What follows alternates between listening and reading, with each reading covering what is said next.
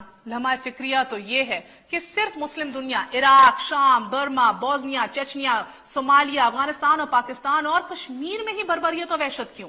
नील के साहिल से ताब खाके काशगर तक के राहबर और कौम रसूल हाशमी के मुहाफिज और निगबान यहूद और हनूद के गुलाम दर गुलाम क्यों? सवाल तो सादा सा आज ये भी कि उम्मत पर इस कड़े वक्त की वजूहात क्या हैं? लेकिन सबसे अव्वल सवाल तो शायद ये ठहरा कि क्या आज पूरी मुस्लिम उम्मा में एक भी ऐसा लीडर नहीं कि जो खड़ा हो सके, एक स्टैंड ले सके?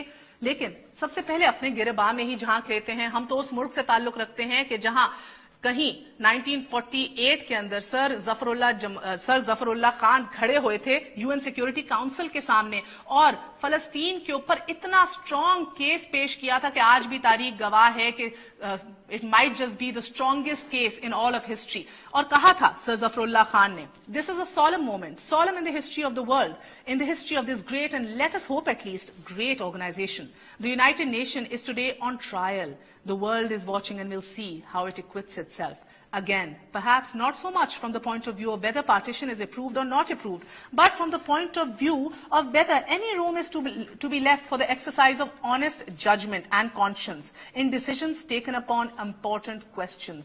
फलस्तीन के इशू पे यूनाइटेड नेशंस के किरदार को और उसकी जिम्मेदारी के हवाले से सर जफरुल्लाह खान ने ये बोला जो आज तक दोहराया जाता है, याद रखा जाता है। लेकिन आज ना तो जफरुल्लाह खान कहीं इस मुल्क में नजर आ रहे हैं, and for all his weaknesses, कमजोरियां, कोताहियां, ना ही कोई भुट्टो नजर आ रहा है जो मुस्लिम उम्मा के हवाले से एक विजन रखता है। ऐसा क्यों है, यही जानने की कोशिश करेंगे। हमारे साथ प्रोफेसर डॉक्टर रिफत हुसैन मौजूद हैं। आप नस्ट के सीनियर प्रोफेसर हैं, हमारा साथ दे रहे हैं। अलामा एजाज बहिश्ती साहब सीनियर लीडर हैं मजलिस वादतुल मुस्लिमीन के, साथ देंगे हमारा ओरिया मकबूल जान साहब, किसी तारुफ के मोहताज नहीं, ब्यूरोक्रेट हैं, आप कॉलमनिस्ट हैं, राइटर हैं।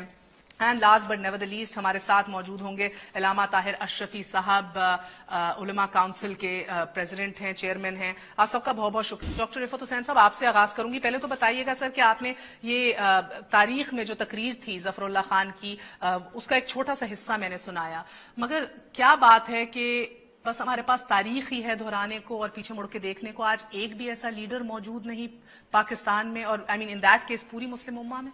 ये बिटर ट्रूथ है कि अगर हम तमाम मुस्लिम उम्मा जो कि तकरीबन 1.5 बिलियन लोग हैं उसके नजर डालें, हुकूमती सतह के ऊपर कम अज कम आपको कोई इस किस्म का लीडर नजर नहीं आता।